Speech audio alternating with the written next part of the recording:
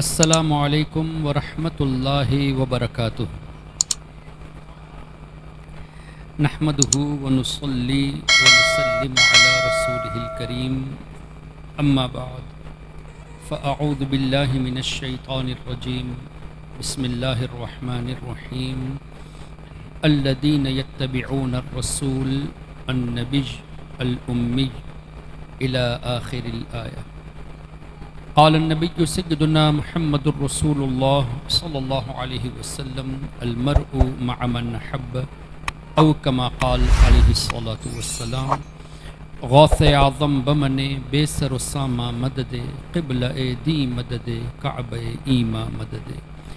یا صاحب الناہور کل ناصر، فی السمع والاعضاء وحسن الباصر، وبطول عمر لا بعمر قاصر، یا مجمع الخیرات عبد القادری رضی اللہ عنہ۔ معزز سادات اعظام، علماء کرام، میرے محترم بزرگوں، دوستوں، بھائیوں، الحمدللہ اللہ تبارک و تعالیٰ کا شکر و احسان کہ اللہ تعالیٰ نے مجھے آپ حضرات کے سامنے آج لب کشائی کا موقع عطا فرمایا، اور اس ضمن میں منتظمین کا مشکور ہوں، بالخصوص جناب ظفر بھائی اور ان کی پوری ٹیم کا، کہ مجھے انہوں نے دعوت دی، میں حاضر ہوا۔ اللہ تعالیٰ سے دعا ہے کہ اللہ تبارک و تعالیٰ اپنے حبیب صلی اللہ علیہ وسلم کے صدقے میں مجھے حق کہنے کی توفیق عطا فرمائے۔ ہم سب کو اللہ تعالیٰ حق سن کر حق کو قبول کرنے کی اور اس پر عمل کرنے کی توفیق عطا فرمائے۔ آئیے گفتگو سے پہلے چند اشعار سرکار سیدنا غوث اعظم شیخ عبد القادر جیلانی رضی اللہ تعالیٰ عنہ کی بارگاہ میں یاد ہو تو مل کر پیش کرتے ہیں، اور اگر یاد نہ ہو تو کم سے کم تصور میں سرکار غوث پاک رضی اللہ تعالیٰ عنہ کی بارگاہ میں ہم استغاثہ کے طور پہ پیش کریں۔ اور یہ کلام سیدی اعلیٰ حضرت امام احمد رضا رحمۃ اللہ علیہ کے بھائی استاذ زمن مولانا حسن رضا خان رحمۃ اللہ علیہ کا لکھا ہوا ہے۔ اسیروں کے مشکل کشا غوث اعظم، اسیروں کے مشکل کشا غوث اعظم، فقیروں کے حاجت روا غوث اعظم، تیرے ہاتھ میں نے دیا ہے، تیرے ہاتھ میں نے دیا ہے، تیرے ہاتھ ہیں لاج یا غوث اعظم، تیرے ہاتھ ہیں لاج یا غوث اعظم۔ قسم ہے کہ مشکل کو مشکل نہ پایا، قسم ہے کہ مشکل کو مشکل نہ پایا، کہا ہم نے جس وقت یا غوث اعظم، کہا ہم نے جس وقت یا غوث اعظم، کہیں کس سے جا کر حسن اپنے دل کی کہے، کس سے جا کر حسن اپنے دل کی سنے کون تیرے سوا غوث اعظم سنے کون تیرے سوا غوث اعظم رضی اللہ عنہ۔ اللہم صلی علی سیدنا ومولانا محمد معدن الجود والکرم وآلہ وبارک وسلم۔ معزز سامعین، آپ نے جناب الحاج مولانا فاروق خان رضوی صاحب قبلہ سے ایک تحقیقی گفتگو سنی، اور ماشاءاللہ بڑی اچھی تحقیق ان کی ہے، اور بہت بہترین انداز سے غیر سنیوں کا جنازہ نکال دیتے ہیں۔ اللہ تعالی حضرت کو مزید ہمت عطا فرمائے، مزید علم میں برکتیں عطا فرمائے، اور جتنے بھی علماء اس سلسلے میں کوشش کر رہے ہیں اللہ تعالیٰ سب کو خوب برکتوں سے نوازے۔ معزز سامعین، یہاں علماء کرام موجود ہیں کثیر تعداد میں ماشاءاللہ، اور آپ جانتے ہیں کہ میں اہل زبان نہیں ہوں، میری زبان میمنی ہے، اور میں ہندوستان کا بھی نہیں ہوں، اگرچہ آبائی وطن ہندوستان ہے، پیدائش ہماری سری لنکا میں ہے، تو اردو بول چال میں میری گفتگو میں کچھ خامی نظر آ سکتی ہے، تو آپ حضرات سے گزارش ہے کہ اس کو درگزر کر دینا، اور بالخصوص علماء کرام سے گزارش ہے کہ گفتگو میں کوئی قابل اصلاح بات نظر آئے تو ضرور اصلاح بھی فرما دیں۔ اللہ تبارک و تعالی قرآن کریم میں اپنے حبیب صلی اللہ علیہ وسلم کی شان میں ویسے تو کئی آیتوں کا آیت نازل فرمائی، جیسے انا ارسلناک شاہدا ومبشرا ونذیرا وما ارسلناک الا رحمتا للعالمین وما ارسلناک الا کافۃ للناس بشیرا ونذیرا ما كان محمد ابا احد من رجالكم ولكن رسول الله وخاتم النبيين النبي اولى بالمؤمنين من انفسهم لقد جاءكم رسول من انفسكم عزيز عليه ما عنتم حريص عليكم بالمؤمنين رؤوف رحيم۔ اسی طرح اللہ نے کئی آیتوں کا نزول فرمایا، ان میں سے ایک آیت کریمہ ہے سورہ اعراف میں، جہاں اللہ نے فرمایا الذین یتبعون الرسول النبی الامی الذی یجدونہ مکتوبا عندہم فی التوراة والانجیل یأمرہم بالمعروف وینہاہم عن المنکر ویحل لہم الطیبات ویحرم علیہم الخبائث ویضع عنہم اسرہم والاغلال التي كانت علیہم فالذین آمنوا به وعزروه ونصروه واتبعوا النور الذي انزل معه اولئک هم المفلحون۔ اس آیت کریمہ میں اللہ تعالیٰ نے اپنے حبیب صلی اللہ علیہ وسلم کی 9 خوبیاں بیان فرمائی، 9 ایگزالٹڈ ایٹریبیوٹس آف نبی کریم صلی اللہ علیہ وسلم۔ اس میں سے سب سے پہلا جملہ ہے الرسول۔ اللہ فرماتا ہے کہ جو میرے اس رسول کی اتباع کرے۔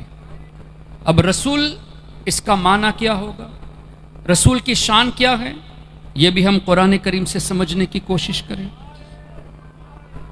اللہم صلی اللہ علیہ وسلم۔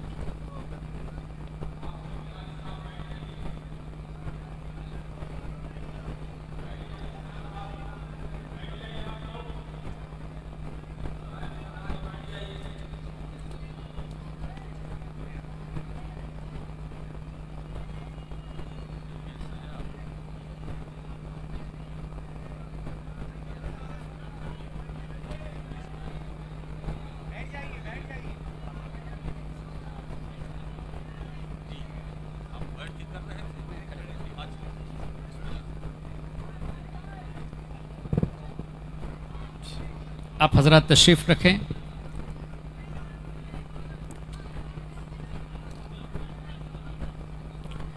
اللہم صلی علی سیدنا و مولانا محمد معدن الجود والکرم وعلی آلہ وصحبہ وبارک وسلم۔ تو میں یہ عرض کر رہا تھا کہ رسول کی شان قرآن کریم سے سمجھنے کی کوشش کرتے۔ اللہ تبارک و تعالی نے ارشاد فرمایا وما ارسلنا من رسول الا بلسان قومه۔ آیت کریمہ کا مفہوم کہ ہم نے جس رسول کو جس قوم کی طرف بھیجا اس قوم کی زبان عطا کر کے بھیجا ہے، یعنی جو رسول جس قوم کی طرف تشریف لے آئے اس قوم کی زبان رسول کو اللہ تبارک و تعالی نے سکھایا ہے۔ دلیل وما ارسلنا من رسول الا بلسان قومه۔ ہمارے آقا صلی اللہ تعالی علیہ وسلم خود ارشاد فرماتے ہیں کان النبی یبعث الی قومه خاصہ وبعثت الی الناس عامہ۔ دیگر انبیاء کرام علیہم الصلاۃ والتسلیم مخصوص قوموں کی طرف بھیجے گئے اور میں تمام لوگوں کی طرف رسول بنا کر بھیجا گیا۔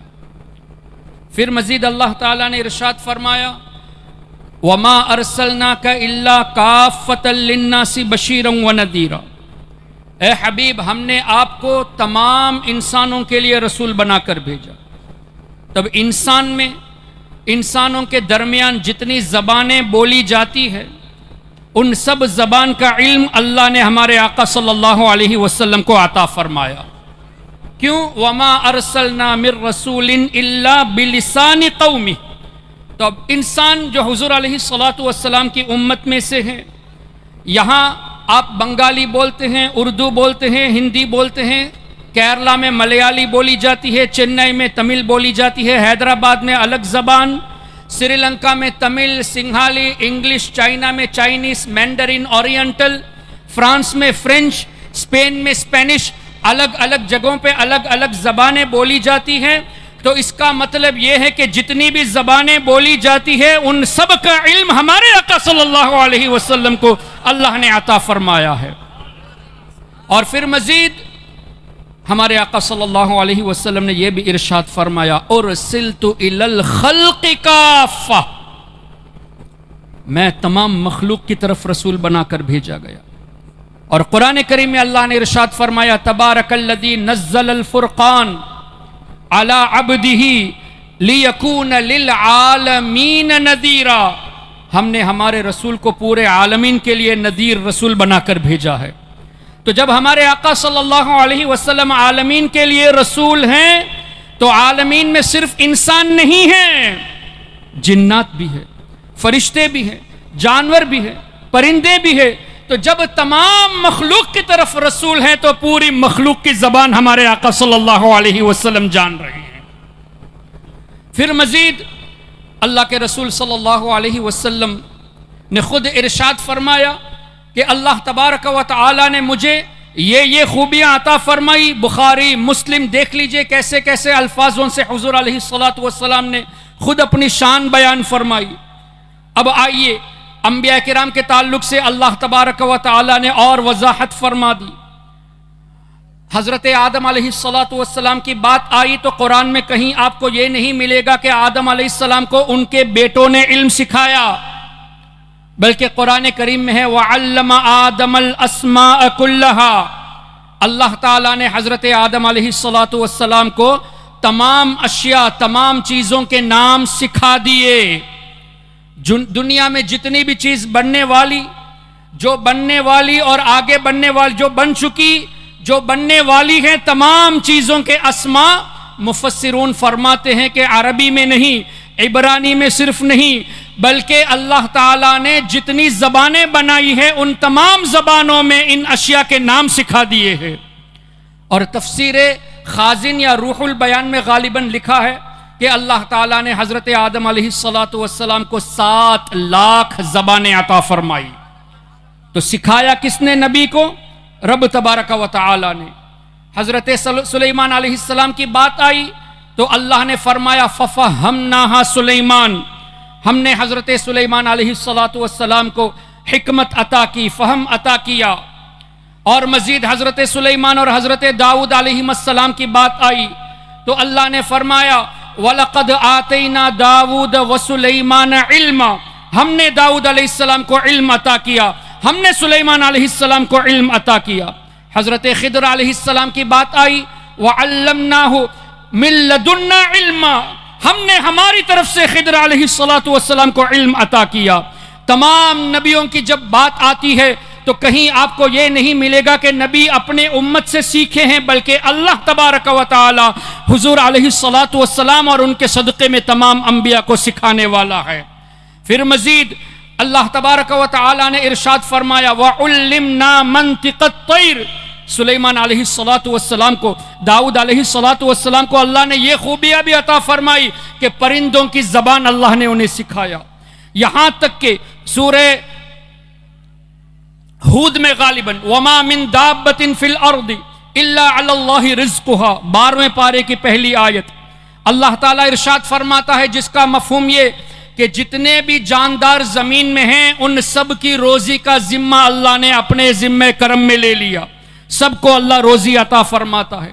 اس آیت کریمہ کی تفسیر اٹھا کر دیکھ لیجئے، مفسرون فرماتے ہیں کہ ایک مرتبہ سیدنا نبی موسیٰ علیہ السلام نے ایک خوبصورت پتھر کو دیکھا، اللہ تعالیٰ کا ارشاد ہوا اپنے عصا مبارک سے پتھر کو ماریے، انہوں نے پتھر پہ مارا، کریک ہو گیا، 2 ٹکڑے ہو گئے، اس کے اندر ایک پتھر موجود تھا۔ پھر اللہ کا حکم ہوا اس پتھر پہ بھی عصا مارا جائے، انہوں نے مارا، وہ بھی کریک ہوا، اس کے اندر ایک اور پتھر، اب کتنے پتھر ہوئے؟ ایک پتھر کے اندر دوسرا پتھر، اس کے اندر تیسرا پتھر، اس کو بھی مارا گیا، وہ بھی کریک ہوا، اس کے اندر ایک کیڑا موجود تھا اور کیڑے کے منہ میں روزی بھی تھی۔ پتھر کے اندر پتھر، اس کے اندر پتھر، اس کے اندر کیڑا، اور کیڑے کو اللہ نے روزی بھی عطا فرمائی، سبحان اللہ۔ اور حضرت موسیٰ علیہ السلام فرماتے ہیں کہ اس کیڑے نے اس طرح کہا سبحان من یرانی، پاک ہے وہ ذات جو مجھے دیکھ رہا ہے، وَيَسْمَعُ كَلَامِي، جو میرے کلام کو سن رہا ہے، جو مجھے روزی عطا فرماتا ہے۔ حدیث پاک کا مفہوم کیا پتا چلا؟ کیڑے کی زبان حضرت موسیٰ علیہ السلام جان رہے ہیں اور سمجھ بھی رہے ہیں۔ اسی طرح نبی پاک صلی اللہ علیہ وسلم ایک موقع پہ ایک صحابی کے ساتھ تشریف لے گئے تھے، کہیں ایک نابینا پرندے کو دیکھا، اپنی زبان میں کچھ بول رہا تھا۔ اللہ کے رسول صلی اللہ علیہ وسلم نے اپنے صحابی سے اس طرح پوچھا کہ تم جانتے ہو یہ پرندہ کیا کہہ رہا ہے؟ صحابہ کرام کی عادت کریمہ، حضور علیہ السلام جب کچھ سوال فرماتے تو وہ اس طرح جواب دیتے واللہ اعلم ورسولہ اعلم، اللہ بہتر جانے، اللہ کی عطا سے اس کے رسول بہتر جانے۔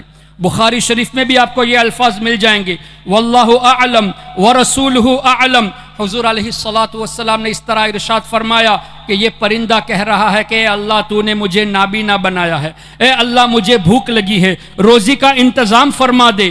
تھوڑی دیر نہ ہوئی ایک کیڑا اس پرندے کے منہ کے قریب آیا، اس نے اس کو کھا لیا۔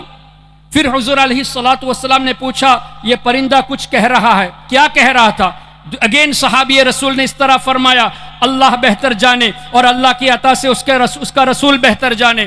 حضور علیہ السلام نے فرمایا کہ یہ پرندہ اللہ کا شکر ادا کر رہا ہے۔ اس طرح کے مفہوم والی احادیث کیا پتہ چلا؟ ہمارے آقا صلی اللہ علیہ وسلم پرندے کی زبان کو بھی جانتے ہیں۔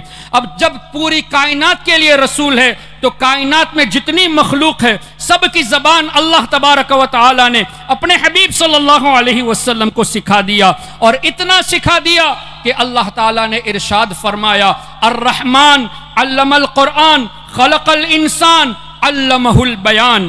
علماء کرام موجود ہے، علمہ البیان کی تفاسیر اٹھا کر دیکھ لیجئے، چاہے تفسیر طبری ہو، چاہے تفسیر بیضاوی ہو، چاہے تفسیر نصفی ہو، چاہے تفسیر بغوی، چاہے تفسیر خازن ہو، تمام تفاسیر کا نچوڑ دیکھ لیجئے۔ علماء کرام مفسرون فرماتے ہیں کہ اللہ تعالیٰ نے حضور علیہ السلام کو ما کان وما سیکون الی یوم القیامہ، جو کچھ ہو چکا وہ بھی سکھا دیا، قیامت تک جو کچھ ہونے والا ہے وہ تمام باتیں اللہ نے اپنے حبیب کو سکھا دی ہے۔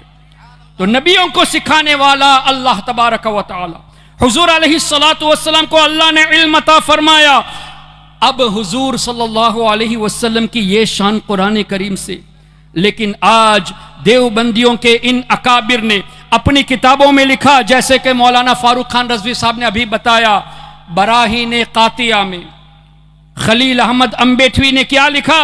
معاذ اللہ رب العالمین، حضور علیہ الصلاۃ والسلام کے علم کو اگر ثابت کرنے جاؤ گے تو یہ ایمان کا حصہ نہیں بلکہ شرک ہے، اور شیطان کا علم حضور علیہ الصلاۃ والسلام سے بھی زیادہ ہے۔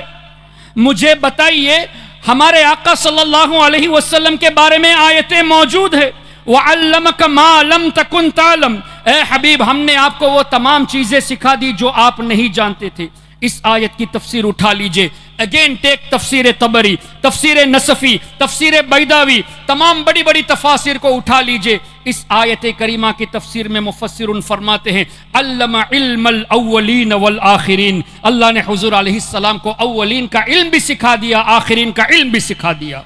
اور آگے مفسرون فرماتے ہیں کہ اللہ نے حضور علیہ الصلاۃ والسلام کو منافقین کے مکر کو بھی بتا دیا کہ منافقین ایسے ایسے مکر کرتے ہیں۔ اور آگے لکھتے ہیں مفسرون، وَضَمَائِرُ الْقُلُوبِ، لوگوں کے دلوں میں کیا ہے وہ بھی اللہ نے حضور علیہ الصلاۃ والسلام کو بتا دیا۔ اب مفسرون کا یہ عقیدہ قرآن کریم کی تفسیر سے پتا چلا کہ حضور علیہ الصلاۃ والسلام کو اللہ تعالیٰ نے تمام چیزیں سکھا دی جو ہونے والی ہے، جو ہو چکی ہے، یہاں تک کہ آپ کے دل میں کیا ہے، میرے دل میں کیا ہے، وہ بھی حضور جانتے ہیں۔ لیکن کیا شیطان کے بارے میں یہ آیت اس طرح آئی ہے وَعَلَّمَ شیطان الاسماء کلہا؟ نہیں، وَعَلَّمَ آدم الاسماء کلہا ہے، وَعَلَّمَكَ ہے، وَعَلَّمَ الشیطان ما لم تکن تعلم نہیں ہے۔ اس طرح کی آیتیں شیطان کے تعلق سے نہیں ہے بلکہ حضور علیہ الصلاۃ والسلام کے تعلق سے ہے۔ لیکن براہین قاطعہ میں خلیل احمد امبیٹوی نے لکھا، شیطان کا علم حضور کے علم سے زیادہ ہے، اور اتنی بے وقوفی کر دی، اتنی شرارت کر دی کہ یہ بھی لکھتا ہے کہ حضور کا علم ثابت کرنے جاؤ گے تو مشرک ہو جاؤ گے، یہ ایمان کا حصہ نہیں۔ مجھے بتائیے محترم حضرات، شرک کا مطلب کیا ہوا؟ اللہ تعالیٰ کی ذات یا صفات میں کسی کو شریک ٹھہرانا۔ اب شیطان کا علم ثابت کرو، چونکہ تمہارے حساب سے نص سے ثابت ہے اور حضور سے زیادہ ہے، تو شیطان کا علم ثابت کرنا شرک نہیں، حضور کا علم ثابت کرنا شرک۔ مطلب اے وہابیو، اے دیوبندیو، تم شیطان کو اللہ کے برابر مان لیتے ہو۔ اگر حضور کے علم کو ثابت کرنا شرک ہے تو شیطان کے علم کو ثابت کرنا بھی شرک ہوگا۔ اگر یہ شرک نہیں ہے تو تم نے شیطان کو اللہ کے برابر کر دیا۔ یہ ہے ان کی جہالت، اور یہ آج بھی ان کی کتابوں سے چھپ رہی ہے۔ اور جب ان سے پوچھا جاتا ہے تو یہ بھی جواب دیتے ہیں کہ ہمارے بزرگوں نے جان بوجھ کر نہیں لکھا، ان سے غلطی ہو گئی۔ اگر تم اس بات کو مانتے ہو کہ انہوں نے جان بوجھ کر نہیں لکھا تو آج وہ کتابیں چھاپ کیوں رہے ہو؟ اس کتاب کا چھاپنا بند کر دو۔ اچھا، پھر تم کہتے ہو کہ حضور علیہ الصلاۃ والسلام کو علم غیب نہیں ہے۔ تمہارے پاس یہ غیب کا علم کہاں سے آ گیا کہ براہین قاطعہ لکھنے والے قاسم نانوتوی کی نیت یہ نہیں تھی؟ یہ تمہیں کیسے پتا چل گیا؟ تم تو حضور کے علم کا انکار کرتے ہو اور یہ بھی کہتے ہو کہ ان کا ارادہ ایسا نہیں تھا۔ اس کا مطلب یہ ہے کہ یہ صرف جسٹیفائی کرتے ہیں اور لوگوں کو گمراہ کرنے کی کوشش کرتے ہیں۔ اسی طرح اللہ کے رسول صلی اللہ تعالی علیہ وسلم کے بارے میں اللہ تعالیٰ نے ارشاد فرمایا، بہت واضح آیت سورہ توبہ کے آخر میں، لَقَدْ جَاءَكُمْ رَسُولٌ مِّنْ أَنفُسِكُمْ عَزِيزٌ عَلَيْهِ مَا عَنِتُّمْ حَرِيصٌ عَلَيْكُمْ بِالْمُؤْمِنِينَ کیا ہے؟ رؤوف الرحیم، بالمؤمنین رؤوف الرحیم۔ نص قرآن، رب فرماتا ہے مومنین کے لیے میرا رسول رؤوف بھی ہے، رحیم بھی ہے، مومن کے لیے مہربان ہے۔ اب مجھے بتائیے، الحمدللہ ہم سب مومن ہیں کہ نہیں؟ اللہ اور اس کے رسول پر ایمان لائے تو ہم بھی مسلمان۔ جب ہم مسلمان ہیں تو الحمدللہ آج بھی ہمارے آقا اللہ کی عطا سے ہم پر مہربان ہے، آج بھی رؤوف ہیں، آج بھی رحیم ہیں۔ اے دیوبندیو، تم اس بات کو نہیں مانتے، ہم تم سے جھگڑا ہی کیوں کرے؟ قرآن میں اللہ نے بالمؤمنین رؤوف الرحیم فرمایا، مومنین کے لیے مہربان ہے۔ اگر اپنے کو مومن مانتے ہو تو حضور کو آج بھی رحمت مانو، اور اگر حضور کو آج رؤوف و رحیم نہیں مانتے تو تمہارا پرابلم۔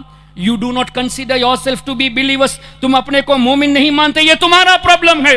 اور اسی طرح رب نے فرمایا، النبی اولا بالمؤمنین من انفسہم، میرا نبی مومنین کی اپنی جانوں سے زیادہ قریب ہے۔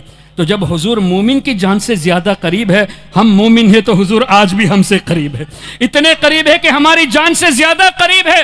اے نجدیو، اے دیوبندیو، تم حضور علیہ السلام کے تعلق سے یہ عقیدہ رکھتے ہو معاذ اللہ، جیسا کہ اسماعیل دہلوی نے لکھا کہ حضور علیہ السلام معاذ اللہ مر کر مٹی میں مل گئے، یہ صراحتاً حدیث کے خلاف ہے۔ کیوں؟ پہلی بات تو یہ کہ حضور نے فرمایا الانبیاء احیاء فی قبورہم یصلون، اللہ کے تمام نبی اپنی قبروں میں موت کا مزہ چکھنے کے بعد حیات ہیں، یصلون نمازیں ادا کرتے ہیں۔ حضور لفظ حیات استعمال فرماتے ہیں، تم مرنے کا لفظ استعمال فرماتے ہو، تم مردے کا لفظ استعمال کرتے ہو، جبکہ ہم موت کا انکار نہیں کرتے۔ ایسے الفاظ کیوں نہیں بولتے کہ حضور علیہ السلام اس دنیا فانی سے رخصت ہو چکے، ٹیمپرری ورلڈ سے پرماننٹ ورلڈ کی طرف گئے، انتقال فرمائے؟ اس طرح کے الفاظ کیوں نہیں بولتے؟ لفظ مردہ کیوں کہتے ہو جو حدیث کے صراحتاً خلاف ہے؟ کیوں اللہ کے رسول نے فرمایا احیاء، اور یہ قرآن کریم کے بھی خلاف ہے؟ کیا اللہ نے انبیاء کے غلاموں کے بارے میں نہیں فرمایا وَلَا تَقُولُوا لِمَنْ يُقْتَلْ فِي سَبِيلِ اللَّهِ اموات، جو اللہ کی راہ میں شہید ہوئے ان کو مردہ نہ کہو، جبکہ نماز جنازہ پڑھی گئی، تدفین ہو گئی، روح جسم سے جدا ہو گئی، پھر بھی رب نے مردہ کہنے سے منع فرمایا۔ اور آگے سورہ آل عمران میں وَلَا تَحْسَبَنَّ الَّذِينَ قُتِلُوا، گمان بھی مت کرو کہ وہ مردہ ہے، اللہ انہیں روزی عطا فرماتا ہے، وہ اللہ کے نزدیک زندہ ہے۔ تو جب قرآن میں حیات کا لفظ موجود اور منع کیا گیا کہ نہ مردہ کہو نہ مردہ سوچو، تم انبیاء کرام کو لفظ مردہ سے یاد کرتے ہو، اور انبیاء کرام کے سردار، پوری کائنات کے سردار نبی پاک صلی اللہ علیہ وسلم کے لیے اس طرح کے الفاظ تم کہتے ہو کہ نبی مر کر مٹی میں مل گئے۔ ایک تو حیات، لفظ حیات کے خلاف ہوا، دوسرا حضور علیہ السلام نے فرمایا ان اللہ حرم علی الارض ان تأکل اجساد الانبیاء، بے شک اللہ نے زمین پر حرام قرار دیا کہ وہ نبیوں کے جسموں کو کھائے۔ فنبی اللہ حی، اللہ کے نبی حیات ہیں، یرزق، روزی بھی دی جاتی ہے، یہاں بھی حیات کا لفظ ہے۔ اور مٹی جب کھا نہیں سکتی تو جسم سلامت ہے، جب جسم سلامت ہے تو تم ہوتے کون ہو کہنے والے کہ مٹی میں مل گئے ہیں؟ یہ بھی تو حدیث کے خلاف ہوا۔ حدیث کے خلاف واضح تم بیان کرتے ہو، کتابوں میں لکھ کر تم چھاپتے ہو، اور سنیوں کو مشرک کہتے ہو۔ حضور علیہ السلام کے بارے میں جب رب نے فرما دیا النبی اولا بالمؤمنین من انفسہم، مومنین کی اپنی جانوں سے زیادہ قریب ہے، مطلب حیات ہیں تبھی تو قریب ہے، موت کا مزہ چکھنے کے بعد حیات ہیں تبھی تو قریب ہے۔ ارے ہم اس وقت اسنسول ویسٹ بنگال میں ہیں، اس وقت سری لنکا میں کتنے مسلمان ہیں، آپ کے بنگلہ دیش میں کتنے ہیں، یورپ میں کتنے مسلمان ہیں، عرب میں کتنے مسلمان ہیں، جہاں جہاں مسلمان ہیں ان سب کے قریب ہمارے آقا ہے۔ اس کا مطلب حضور کو پتا ہے کون سا مومن اس وقت کس جگہ پر موجود ہے، ورنہ قریب کیسے ہوتے؟ بنگلہ دیش کے مسلمانوں سے بھی قریب، ٹوکیو کے مسلمانوں سے بھی قریب، ڈربن کے مسلمانوں سے بھی قریب، دلی کے مسلمانوں سے بھی قریب۔ کیا پتا چلا؟ اللہ کے حبیب اللہ کی عطا سے یہ جانتے ہیں کہ کون مسلمان کس جگہ پر موجود ہے۔ یہ بھی تفسیر سے ثابت کیا جا سکتا ہے۔ اللہ نے ارشاد فرمایا انا ارسلناک شاہدا، اے حبیب ہم نے آپ کو گواہ بنا کر بھیجا، لیکن اعلیٰ حضرت پر قربان جائے۔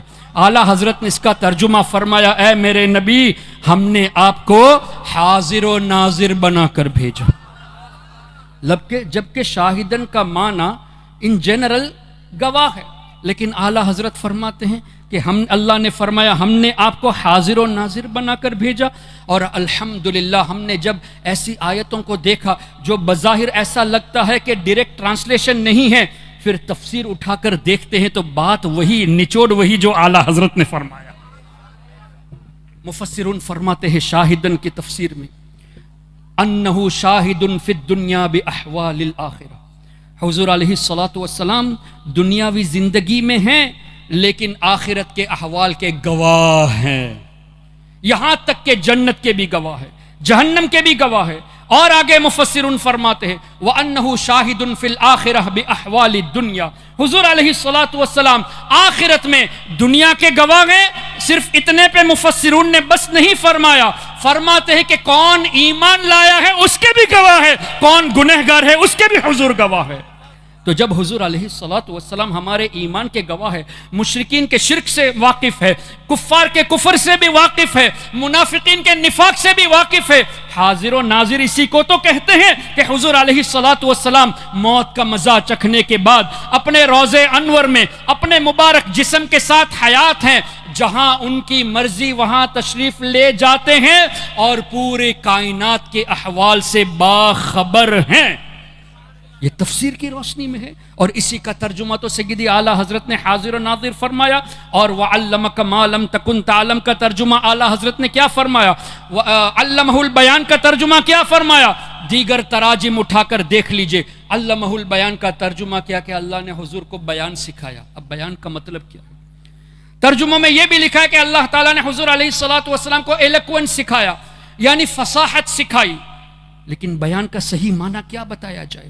اعلیٰ حضرت نے اس کا ترجمہ فرمایا علمہ البیان، کہ اللہ نے آپ کو ما کان وما یکون کا علم سکھایا، اور یہی بات تفسیر میں موجود ہے، ما کان وما سیکون الی یوم القیامہ۔ ایک تفسیر میں نہیں، کئی تفاسیر میں یہ الفاظ موجود ہے۔ تو امام اہل سنت، مجدد دین و ملت، اعلیٰ حضرت پروانہ شمع رسالت امام شاہ احمد رضا خاں رحمۃ اللہ علیہ کا ترجمہ قرآن اور حدیث کی روشنی میں۔ بات چونکہ دیوبندیت کی چل رہی تھی، آپ اٹھا کر دیکھ لیجئے اشرف علی تھانوی کا ترجمہ، اس لیے نہیں کہ ان کو فالو کرنا ہے، نہیں، تحقیق کرنا چاہے تو اشرف علی تھانوی کا ترجمہ، ابو الاعلیٰ مودودی کا ترجمہ، اسی طرح دوسرے دیوبندی نجدیوں کے ترجمہ اٹھا کر دیکھ لیجئے۔ قرآن کریم کی آیت، اللہ نے فرمایا لئن اشرکت لیحبطن عملک، ظاہری ترجمہ ان لوگوں نے کر دیا کہ اے نبی اگر آپ شرک کریں گے تو اللہ آپ کے اعمال برباد کر دے گا۔ لئن اشرکت لیحبطن عملک، اگر آپ شرک کریں گے تو آپ کے تمام اعمال برباد کیے جائیں گے۔ یہ نجدیوں نے ترجمہ کیا، دیوبندیوں نے ترجمہ کیا، لیکن اعلیٰ حضرت امام اہل سنت نے ترجمہ فرمایا اے سننے والے، اے میرے نبی کے ذریعے اس بات کو سننے والے، اے سننے والے، تم اگر شرک کرو گے تو تمہارے اعمال برباد کیے جائیں گے۔ حضور سے خطاب نہیں، بظاہر خطاب حضور سے، لیکن پیغام امت کو۔ اس آیت کی ترجمے میں اعلیٰ حضرت نے یہ جو اے سننے والے فرمایا اپنی طرف سے نہیں، بلکہ مفسرون نے فرمایا ایھا السامع، اے سننے والے کے لفظ یہ تفسیر میں موجود ہے۔ اور مفسرون نے یہ بھی فرمایا الخطاب للنبی والمراد به امته، خطاب بظاہر حضور سے ہے لیکن مراد امت ہے، یعنی امت کو یہ پیغام دیا جا رہا ہے۔ حضور تو شرک کر ہی نہیں سکتے، کیوں؟ وہ تو شرک کو مٹانے تشریف لائے۔ کیا ہمارے آقا صلی اللہ علیہ وسلم نے اس طرح ارشاد نہیں فرمایا بخاری شریف میں، انا محمد، میں محمد ہوں جس کی سب سے زیادہ تعریف کی جائے، وَأَنَا احمد، میں احمد جو اللہ کی سب سے زیادہ تعریف کرنے والا، اَنَا الْمَاحِي الَّذِي يَمْحُ اللَّهُ بِيَ الْكُفْرِ، میں مٹانے والا ہوں، اللہ میرے ذریعے کفر کو مٹاتا ہے۔ تو جب حضور کے ذریعے کفر مٹ جاتا ہے، کیا حضور شرک کر سکتے ہیں؟ اللہ اکبر۔ تو ان دیوبندیوں نے ایسی شرارتی کی۔ ایک اور شرارت ان دیوبندیوں نے کی ہے، قرآن کریم میں سورہ بقرہ میں غالباً 121 نمبر آیت اور 140 یا 42 میں بھی دو جگہ پہ اس طرح کے الفاظ، وَلَئِنِ اتَّبَعْتَ أَهْوَاءَهُم مِّن بَعْدِ مَا جَاءَكَ مِنَ الْعِلْمِ مَا لَكَ مِنَ اللَّهِ مِن وَلِيٍّ وَلَا نَصِيرٍ، جس کا مفہوم یہ کہ اے نبی، جو یہ ترجمہ کرتے ہیں، اگر آپ یہودیوں کی اور نصرانیوں کی پیروی کریں گے تو اللہ آپ کی مدد نہیں فرمائے گا۔ اے نبی، اگر آپ یہودی اور نصرانی کی پیروی کرو گے اللہ آپ کی مدد نہیں کرے گا۔ اس آیت کی تفسیر اٹھا کر دیکھ لیجئے، یہاں بھی مفسرون نے یہی فرمایا الخطاب للنبی والمراد به امته، یہ حضور کے ذریعے امت کو پیغام دیا جا رہا ہے کہ اے میری امت کے لوگوں، تم اگر ان کی پیروی کرو گے تو اللہ کی مدد نہیں ملے گی۔ حضور پر تو اللہ کی مدد ہے ہی، واللہ یعصمک من الناس، اللہ نے خود فرمایا کہ ہم آپ کی حفاظت کریں گے لوگوں سے۔ تو حضور علیہ الصلوۃ والسلام کیسے یہودیوں کی اور نصرانیوں کی پیروی کر سکتے ہیں؟ اعلیٰ حضرت نے اس آیت کے ترجمے میں انہی مفسرون کے اقوال کو پیش نظر رکھتے ہوئے فرمایا اے سننے والے، اگر تم یہودی اور نصرانیوں کی پیروی کرو گے تو اللہ تعالیٰ تمہارا حامی نہیں ہوگا، تمہیں مدد نہیں ملے گی۔ اس طرح ان نجدیوں نے، ان دیوبندیوں نے ہمارے آقا صلی اللہ علیہ وسلم کے تعلق سے ایسی باتیں کر دی، اللہ اکبر، جو صراحتاً قرآن کریم کے بھی خلاف ہے اور احادیث طیبہ کے بھی خلاف ہے۔ اسی طرح تقویت الایمان اٹھا کر دیکھ لیجئے، اسماعیل دہلوی نے کہا کہ جو یہ عقیدہ رکھے کہ اللہ تعالیٰ نے حضور علیہ الصلاۃ کو اختیار دیا ہے وہ بدتر ہے، وہ کافر ہے، اس طرح کے الفاظ لکھے گئے ہیں۔ اور ابن عبد الوہاب نجدی نے کتاب التوحید میں لکھا کہ اگر کوئی یہ عقیدہ رکھے کہ حضور کو اللہ تعالیٰ کی عطا سے اختیار دیا گیا تو وہ ابو جہل سے بدتر کافر ہے، یا ابو جہل کی طرح کافر ہے۔ اب مجھے بتائیے، اللہ نے قرآن کریم میں ارشاد فرمایا، جو آیت کریمہ میں نے پڑھی اس کا اگلا حصہ، وَيُحِلُّ لَهُمُ الطَّيِّبَاتِ وَيُحَرِّمُ عَلَيْهِمُ الْخَبَائِثِ، اللہ نے فرمایا میرے حبیب کی یہ شان کہ پاک چیزوں کو حلال کرتے ہیں، ناپاک چیزوں کو حرام کرتے ہیں۔ تو حضور کو اللہ نے اختیار دیا نا تب نا۔ پھر نبی پاک صلی اللہ تعالی علیہ وسلم نے کتنی احادیث شاہد ہے اس بات پر کہ مردوں کے لیے تو سونا حرام ہے، لیکن حضرت سراقہ رضی اللہ عنہ کے تعلق سے حضور ہی نے بشارت دی کہ کیسر و کسریٰ کے کنگن آپ کے ہاتھ میں دیکھ رہا ہوں۔ جب کیسر و کسریٰ حضرت فاروق اعظم کے زمانے میں فتح ہوا، مسلمانوں نے فتح حاصل کی، تو کیا ہوا؟ ایک تو یہ کہ فاروق اعظم کے دور میں جو واقعہ ہونے والا ہے، ایڈوانس میں حضور علیہ الصلاۃ اس کی خبر دے رہے ہیں کہ اے سراقہ تمہارے ہاتھ میں کیسر و کسریٰ کے کنگن دیکھ رہا ہوں۔ واقعات میں آتا ہے کہ ایک مرتبہ حضرت سراقہ رضی اللہ تعالیٰ عنہ بیمار ہوئے، ان کے گھر والے سمجھے کہ اس بیماری میں شاید یہ انتقال کر جائے۔ حضرت سراقہ رضی اللہ عنہ نے اس طرح فرمایا، کیا سمجھتے ہو کہ مجھے موت آ جائے گی؟ ہرگز موت نہیں آئے گی، کیونکہ میرے آقا نے فرمایا کہ میرے ہاتھ میں کیسر و کسریٰ کے کنگن دیکھے ہیں، تو جب تک وہ ہاتھ میں نہیں پہنوں گا تب تک موت مجھے نہیں آئے گی۔ یہ تھا عقیدہ صحابہ کرام رضوان اللہ علیہم اجمعین کا۔ پھر فاروق اعظم کے دور میں یہ پریکٹیکلی بھی ثابت ہو گیا تھا۔ اسی طرح قرآن کریم میں اللہ تعالیٰ نے واضح ارشاد فرما دیا، کسی چیز کی گواہی میں 2 مرد یا 1 مرد اور 2 عورتیں، لیکن نبی پاک صلی اللہ علیہ وسلم نے کیا حضرت خزیمہ رضی اللہ تعالیٰ عنہ کی 1 گواہی 2 مردوں کے برابر نہیں فرما دی؟ یہ اختیار نہیں تو کیا ہے؟ یہ تو احادیث سے ثابت ہے، قرآن سے ثابت ہے۔ اس کے باوجود بھی ابن عبد الوہاب نجدی نے لکھا کہ اگر کوئی یہ عقیدہ رکھے کہ اللہ کی عطا سے حضور علیہ السلام اختیار رکھتے ہیں تو ابو جہل جیسا کافر ہے، معاذ اللہ رب العالمین۔ قرآن اور حدیث کا دعویٰ کرنے والے قرآن اور حدیث کے خلاف آپ کے نوجوانوں کے ذہنوں میں باتیں ڈال کر آپ کے نوجوانوں کے عقائد کو خراب کرتے ہیں، گمراہیت کی طرف لے جاتے ہیں اور رفتہ رفتہ کفر کی طرف لے جاتے ہیں۔ اسی طرح جب اللہ نے ارشاد فرما دیا انا ارسلنا شاہدہ، کیا اللہ تعالیٰ اپنے اس وعدے میں سچا نہیں ہے کہ اے حبیب ہم نے آپ کو شاہد بنا کر بھیجا؟ جب اللہ نے فرما دیا اے حبیب ہم نے آپ کو عالمین کے لیے رحمت بنا کر بھیجا، تو کیا اللہ تعالیٰ سچ نہیں بولتا؟ اللہ نے فرما دیا اے حبیب صلی اللہ علیہ وسلم ہم نے آپ کو یہ خوبی عطا کی، یہ خوبی عطا کی، انا اعطیناک الکوثر ورفعنا لک ذکرک ولسوف یعطیک ربک فترضی۔ یہ سب بشارتیں جو اللہ نے دی، حضور کی شان جو بیان فرمائی، کیا یہ سچ نہیں ہے؟ لیکن کیا ہے، دیوبندیوں نے اپنی کتاب میں جیسے فتاوی رشیدیہ میں رشید احمد گنگوہی نے کہا کہ اللہ تعالیٰ یہ صرف نہیں کہ جھوٹ بولنے پر قادر، بلکہ وعدہ خلافی پر بھی اللہ تعالیٰ قدرت رکھتا ہے، وعدے خلف وعید پر بھی اللہ تعالیٰ قادر ہے، یعنی وعدے کے خلاف بھی اللہ تعالیٰ کر سکتا ہے۔ جب اس پر ہنگامہ ہوا تو خلیل احمد امبیٹوی نے براہین قاطعہ میں اس کو جسٹیفائی کر کے جھوٹ بولا۔ کیا جھوٹ بولا؟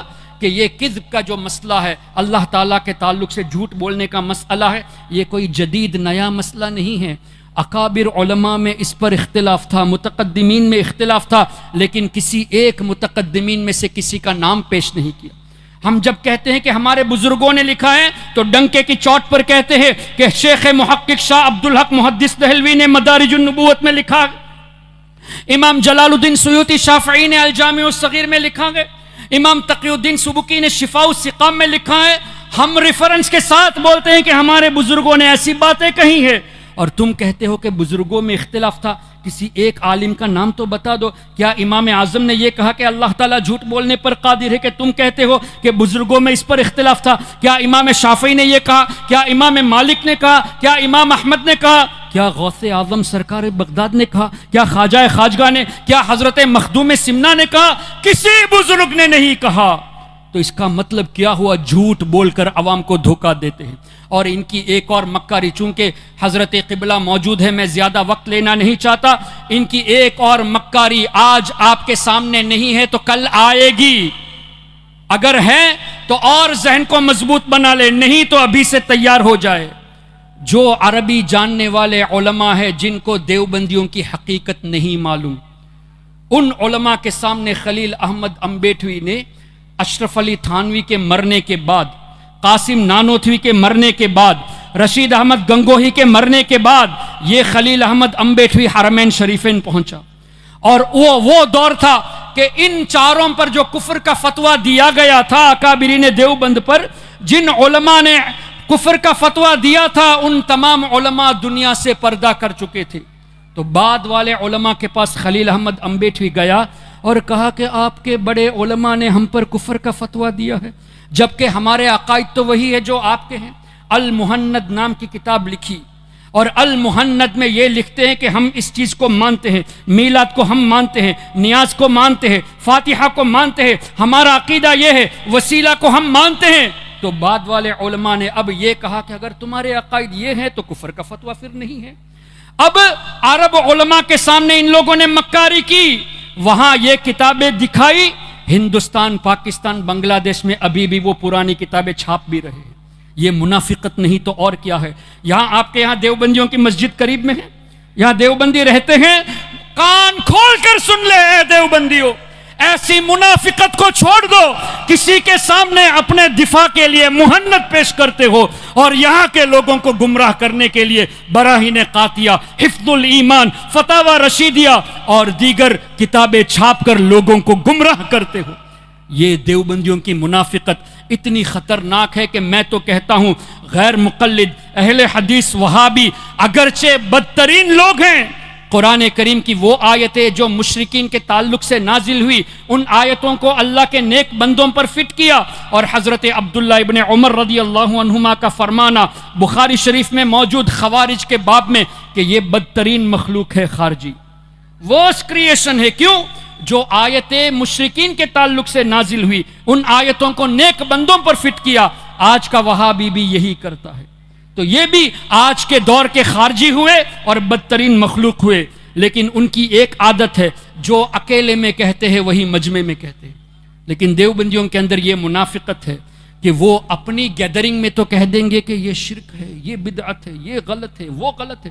جب آپ میں سے کوئی ان سے سوال کرنے جائے گا، ہم نے کب یہ سب کہا؟ ہم تو اتحاد چاہتے ہیں، دیکھو ہماری کتاب المہند موجود ہے، ہم نے تو اس میں وہی عقیدہ لکھا ہے جس کو آپ مانتے ہو، اور ان کتابوں کی عبارتوں کو جسٹیفائی کرتے ہیں، اور یہاں تک کیا کہ نئی ایڈیشن میں ایڈیٹنگ بھی کر دی ہے، الفاظ کو چینج بھی کر دیا ہے۔ اس کا مطلب کیا ہوا؟ تم مانتے ہو تمہارے بزرگوں نے غلطی کی تبھی تو چینج کر رہے ہو، ورنہ الفاظ میں تبدیلی کی ضرورت کیا تھی؟ تو یہ ان کی منافقت ہے۔ اپنی اولاد کو ان منافق صفت لوگوں سے بچائیے، اور آج سے عقائد اہل سنت اپنے بچوں کو سکھائیے۔ یہ مت سوچنا کہ ابھی ہمارے بچے چھوٹے ہیں، جب بڑے ہو جائیں گے تو سیکھ جائیں گے، نہیں۔ حضور علیہ الصلوۃ والسلام نے ارشاد فرمایا، ادبوا اولادکم، اپنی اولاد کو تعلیم دو، سکھاؤ کیا؟ 3 خصلتیں۔ اس میں پہلی بات جو فرمائی، حب نبیکم، اپنے نبی کی محبت اولاد کو سکھاؤ۔ پھر فرمایا اہل بیت کی محبت، اور بعد میں فرمایا وتلاوت القرآن، قرآن کریم کی تلاوت، جبکہ قرآن میں ہر شے کا ذکر ہے، ولا رطب ولا یابس الا فی کتاب مبین، ولا اصغر من ذلک ولا اکبر الا فی کتاب مبین، ونزلنا علیک الکتاب تبیانا لکل شیء، ہر چیز کا واضح بیان قرآن میں ہے، چھوٹی بڑی چیز کا ذکر قرآن میں ہے، خشک و تر چیز کا ذکر قرآن میں ہے۔ اس کے بعد بھی حضور فرماتے کہ پہلے نبی کی محبت سکھاؤ، پھر اہل بیت کی محبت کا تذکرہ، اس کے بعد تلاوت قرآن۔ کیا پتا چلا حضور کی محبت میں، اہل بیت کی محبت میں، صحابہ کی محبت میں قرآن پڑھو گے تو ہدایت پر رہو گے، اور حضور کے بغض میں، اہل بیت و صحابہ کے بغض میں قرآن پڑھو گے تو ہدایت ملنے والی نہیں۔ یہ بھی قرآن کا ہی فیصلہ ہے نا، یضل بہ کثیرا ویہدی بہ کثیرا۔ کتنے لوگ قرآن پڑھ کر گمراہ ہوتے ہیں، جبکہ قرآن پڑھ کر گمراہ ہونے کا سوال نہیں، چونکہ حب رسول نہیں ہے، بغض رسول کے ساتھ پڑھتے ہیں، اور حضور کی شان جو بے عیب نبی ہیں، ان کے بے عیب نبی کی شان میں عیب تلاش کرنے لگے ہیں۔ کیا کسی یہودی کو دیکھا کہ تورات کا تذکرہ کرتے ہوئے یہ کہا ہو کہ ہمارے موسیٰ علیہ السلام کی خامی ہم تورات میں ڈھونڈ رہے ہیں؟ کیا کبھی کسی نصرانی کو دیکھا ہے کہ انجیل کے تعلق سے یہ کہے کہ عیسیٰ علیہ السلام کی خامیاں ہم انجیل میں دیکھ رہے ہیں؟ لیکن آج کا کلمہ پڑھنے والا قرآن کھولتا ہے تو یہ دیکھتا ہے کہ کہاں حضور کی بے ادبی کی گئی، کہاں حضور کو اللہ نے ڈانٹا معاذ اللہ، جبکہ اللہ نے کہیں بھی ڈانٹا نہیں ہے۔ آیتوں کو مسکوٹ کرتے ہیں، یہ کھول کے دیکھتے ہیں کہ کہا اللہ نے یہ فرمایا کہ حضور کو یہ خبر نہیں، وہ خبر نہیں۔ اللہ اکبر! کیا یہ کلمہ پڑھنے والے کی شان ہو سکتی ہے؟ نبی کا کلمہ پڑھ کر بے عیب نبی کی شان میں بے ادبی کے الفاظ استعمال کرنا اور عیب ڈھونڈنا، اللہ اکبر! نبی پاک صلی اللہ علیہ وسلم کی شان تو ایسی کہ عیب تو دور، اللہ نے جو اوصاف عطا فرمائے وہ ختم ہونے کے عیب سے بھی پاک ہے۔ تبھی تو اعلیٰ حضرت نے فرمایا، سرور کہوں کہ مالک و مولا کہوں تجھے، باغ خلیل کا گل زیبا کہوں تجھے، تیرے تو وصف یا رسول اللہ آپ کے جو اوصاف ہے عیب تناہی سے ہیں بری، ختم ہونے کے عیب سے بھی پاک ہے۔ یہ ہمارے آقا کی شان ہے۔ کیوں؟ وَرَفَعْنَا لَكَ ذِكْرَكَ وَلَلْآخِرَةُ خَيْرٌ لَكَ مِنَ الْأُولَى، ہر آنے والی گھڑی پچھلی گھڑی سے بہتر۔ تو اب حضور کا درجہ اور بلند ہو گیا، اب اور بلند ہو گیا، ہر گھڑی بلند ہوتا رہتا ہے تو عیب ختم ہونے کے عیب سے پاک ہوئے۔ تو اعلیٰ حضرت نتیجے میں فرماتے ہیں، تیرے تو وصف عیب تناہی سے ہیں بری، حیراں ہوں میرے شاہ میں کیا کیا کہوں تجھے، لیکن رضا نے ختم سخن اس پہ کر دیا، خالق کا بندہ خلق کا آقا کہوں تجھے۔ اس کو اور آسان لفظوں میں اعلیٰ حضرت کے بڑے صاحبزادے حجت الاسلام مولانا حامد رضا خان رحمۃ اللہ علیہ نے یوں فرمایا، محمد مصطفیٰ نور خدا نام خدا تم ہو، شہ خیر الورا شان خدا صلی علی تم ہو، حبیب کبریا تم ہو، امام الانبیاء تم ہو، محمد مصطفیٰ تم ہو، محمد مجتبیٰ تم ہو، غریبوں درد مندوں کی دوا تم ہو، دعا تم ہو، فقیروں بے نواؤں کی صدا تم ہو، ندا تم ہو، ہمارے ملجا و ماوا ہمارا آسرا تم ہو، سہارا بے سہاروں کا شہ ہر دوسرا تم ہو، غریبوں کی مدد بے بس کا بس روحی فدا تم ہو، اور یا رسول اللہ حسینوں میں تم ہی تم ہو، نبیوں میں تم ہی تم ہو، کہ محبوب خدا تم ہو، نبی الانبیاء تم ہو۔ اتنی تعریف کرنے کے بعد فرماتے ہیں مولانا حامد رضا رحمۃ اللہ علیہ کہ یا رسول اللہ ہم آپ کو خدا تو نہیں کہہ سکتے اور نہ ہی خدا سے جدا کہہ سکتے۔ فرماتے ہیں خدا کہتے نہیں بنتی، جدا کہتے نہیں بنتی، تو کیا کہا جائے؟ خدا کہتے نہیں بنتی، جدا کہتے نہیں بنتی، ارے خدا پر اس کو چھوڑا ہے، وہی جانے کہ کیا تم ہو۔ اللہ کے سوا آپ کو کوئی جان ہی نہیں سکتا یا رسول اللہ صلی اللہ علیہ وسلم۔ یا رسول اللہ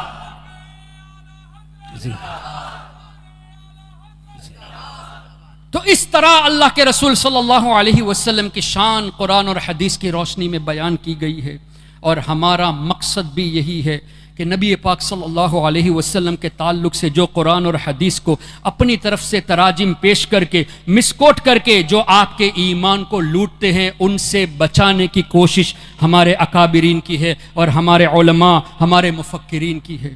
اس لیے ضروری ہے کہ آج سے ہی، کل کا بھی انتظار مت کرے، ابھی سے نیت کر لے کہ ہمیں عقائد اہل سنت سیکھنا ہے، اور اس کے لیے اتنے علماء آپ کے یہاں ماشاءاللہ موجود ہیں۔ آپ ان سے کہیں گے کہ حضرت ہمیں ہفتے میں 1 گھنٹہ ٹائم دیجئے، بہار شریعت میں 12-13 چیپٹر ہے عقائد کے تعلق سے، اللہ پر کیسے ایمان رکھا جائے، نبیوں پر کیسے ایمان رکھا جائے، فرشتوں پر کیسے ایمان رکھا جائے، جنت جہنم یوم آخرت شفاعت، ان سب کا تذکرہ موجود ہے، اور شفاعت کی جب بات آئی تو ان نجدیوں نے شفاعت کے تعلق سے بھی انکار کر بیٹھے، اور حضور علیہ الصلوۃ والسلام نے پہلے ایڈوانس میں یہ بات فرما دی. اور یہ حدیث پاک آج ترکی کے جو کنسٹرکشن ہے مدینہ شریف میں، مسجد نبوی شریف میں، وہاں یہ حدیث لکھی بھی ہوئی ہے. کیا حدیث ہے؟ شفاعتی یوم القیامت حق، میری شفاعت روز قیامت یہ حق ہے. فمن لم یؤمن بها لم یکن من اہلها، جو میری شفاعت پر ایمان نہیں رکھتا اس کو شفاعت سے حصہ نہیں ملے گا.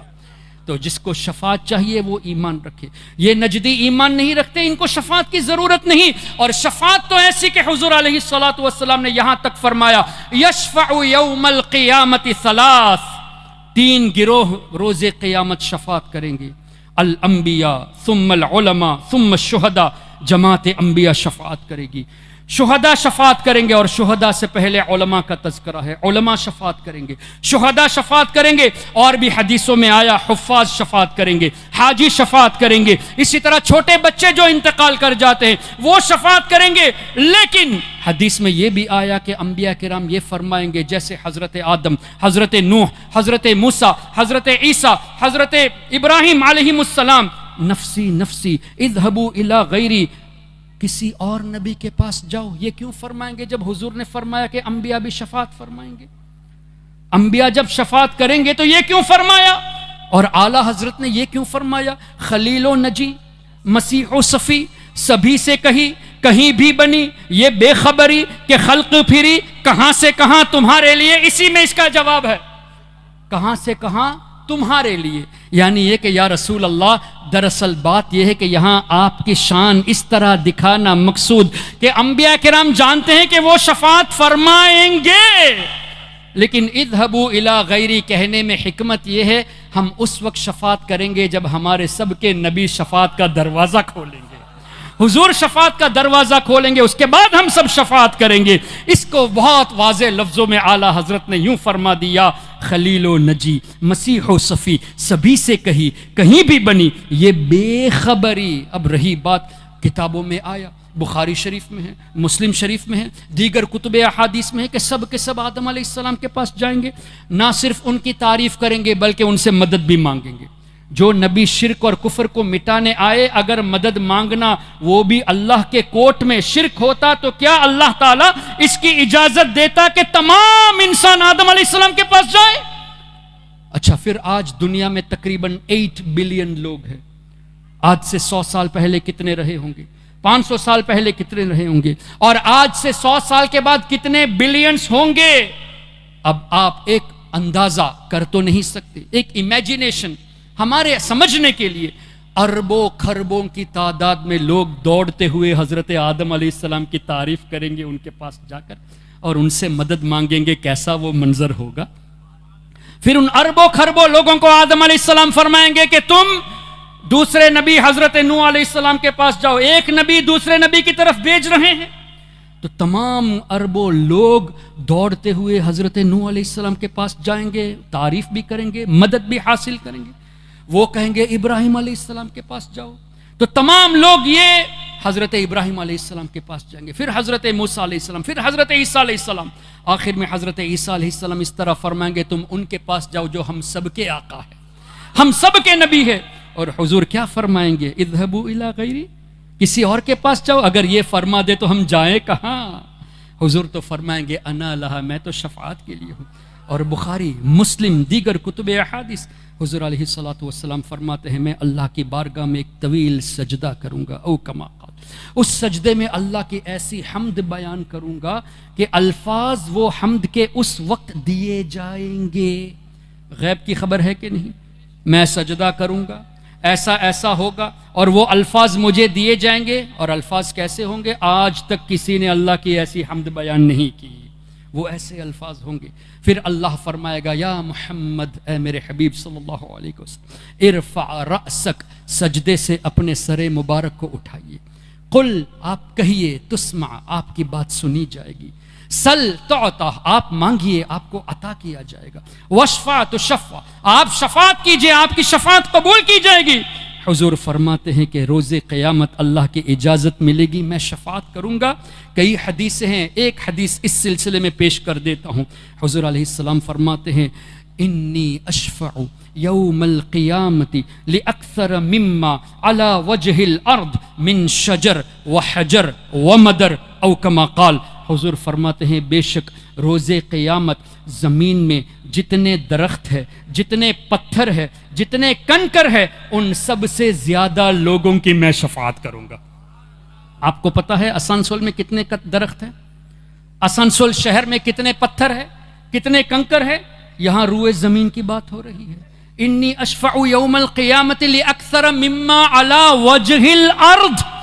ارض کا لفظ ہے تو مطلب حضور جانتے ہیں کہ روئے زمین میں کتنے درخت ہیں، کتنے پتھر اور کتنے کنکر ہیں، اور کتنے لوگوں کی میں شفاعت کروں گا. حضور ایڈوانس میں جانتے ہیں.